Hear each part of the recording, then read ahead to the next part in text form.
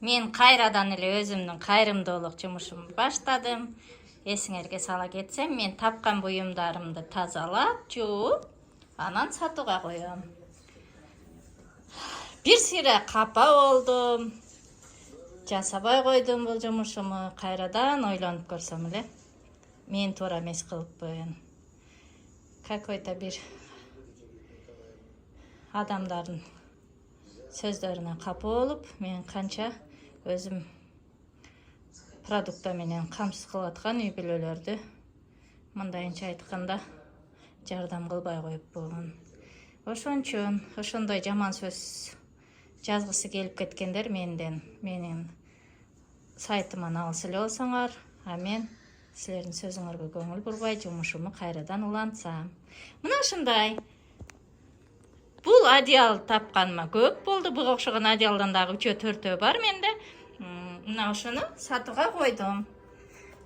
Аябай чоң одеял экен. Бизде двухспальный деп коебу, двухспальный.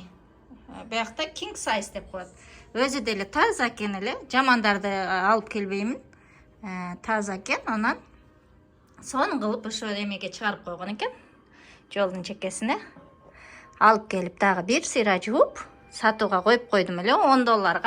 $7 бересиңби деп сурап калды. Берем, келе бер дедим. Ал да эле бир муктаж бирөө болсо керек. Ошон үчүн скидка сурап атат. Кээ биркилери болсо ашыкча берип кетет. Мына ушуну азыр буюрса, мурунку сатканым $15 болгон. $15 муну кошуп, анан эсебин чыгарабыз. Мынакей келдим деп жазыптыр. Алып жөнөдүк. Так. Бизде болсо күн ысык дегенде өтө ысык эмес. Ашып барса бул жакта 30 градус болот экен.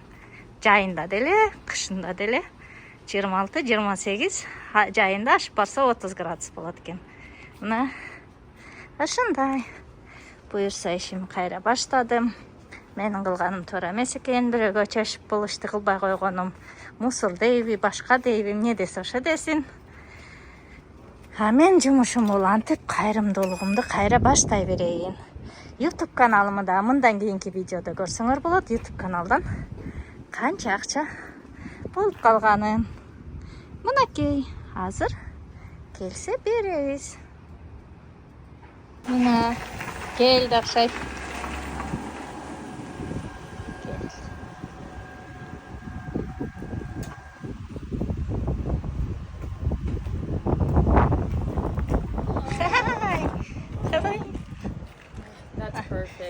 Do you like this blanket? Yes. Very clean. Do you take Venmo? You know cash? No, I don't have cash. Ошентип одеялды саттым $7. Мен кеш алып келетке, наличка алып келеткен десем, көрсө эме алып келиптир. Картаңа котором дейт, макул деп картаны бердим, картага которуп койду. Мына ушуну менен бизде $15 плюс 7 $22 болду. Дагы көп нерселеримди тартып койдум. Видеону акырына чейин көрсөңөр, сонун түшүнөсүңөр. Бизде болсо ушундай. Америкада сөзсүз почта системасы. Бул почта сөзсүз болуш керек. Себеби бүт бар жогуз бул жакта почтага байланышкан. Email почталар дагы бар, бирок emailге заранее предупреждать этип жөнөтөт. Мисалы, бир жактан кат күтүп аткан болсоң, көбүнчө банктар, мисалы, бул жакта биз немебиз да, мигрантпыз да, ошон үчүн ар бир нерсебиз ошол почта аркылуу текшерилип турат. Азыр болсо мындай Levi's компаниясынан бул пригласительныйга окшош скидкалар болуп аткан окшойт. Ошого жазылган элек. Ошол келиптир. Ушундай система бизде. Сөзсүз ар бир адамдын ушундай белгилүү бир жерде жайгашкан почтасы болуш керек. Москвада, Россияда регистрация деп калат го. Мына ошол бул жакта почта системасы өтө каттуу. Бир жерден почтадан акча алсаң, мына ошо жерде жашайт экен деген түшүнүк буларда. Ошентип видеону акырына чейин көргүлө, сонун буюмдарды жүктөдүм. Буйырса, біз қайрымдылық ішімізді қайрадан жандантып баштадық. Бүгін дағы сатуға маға мындай столдар келді. Соның стол екен, барный стол деп қойчу эле, ошондой екен, мындай төшөктөрү менен екен, оор төшөктөрү.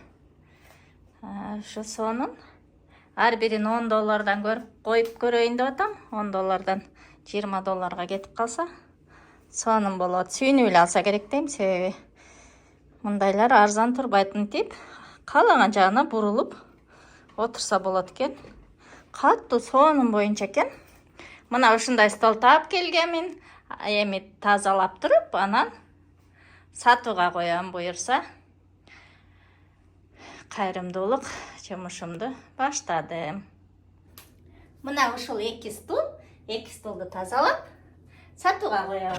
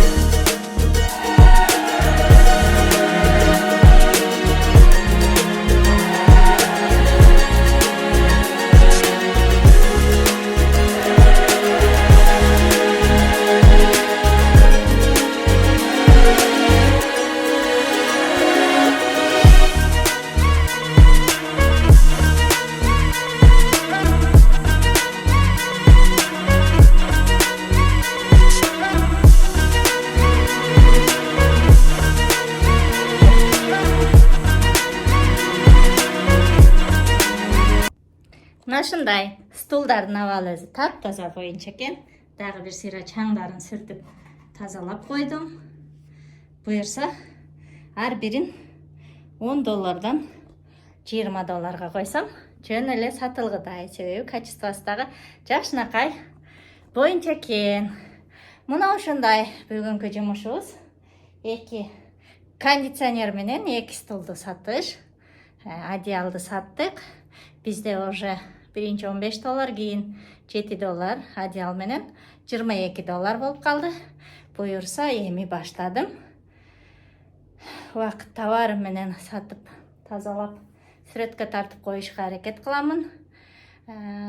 Силерден болсо колдооңор үчүн рахмат. Ошонун ар бирин силер көрүп, лайктарды басып, жакшы сөздөрдү жазып атканыңар бул кайрымдуулугубуз үчүн. Мен ошентип сүйлөп тапканымды тартып, билгенимди айтып тура берем. Силер болсо жадабай көрүп, жадасаңар нары тыштап койгула телефонубуз. Өзү сүйлөй берсин. Бизге кайрымдуулукка акча чыгарсак болду.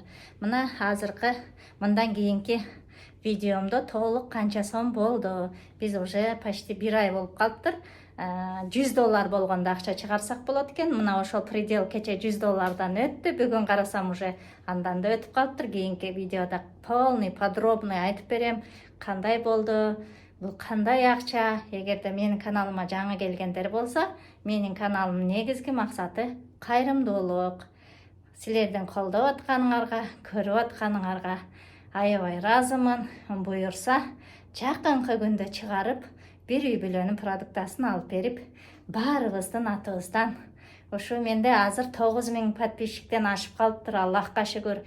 9000 болгондон кийин уже эмем дагы жакшы кошула баштады. Мурда кичине центтен кошулуп атты эле, азыр жакшы күнүнө $5-10 кошулуп баштады кечеги күндөн баштап. Ошон үчүн мен көбүрөөк силер үчүн кызыктуу видеолорду тартышка аракет кыламын. Кийинки айда буйырса жакшыраак акча чыгарабыз деген үмүттөмүн. Дагы подписчиктерибиз келип кошулса,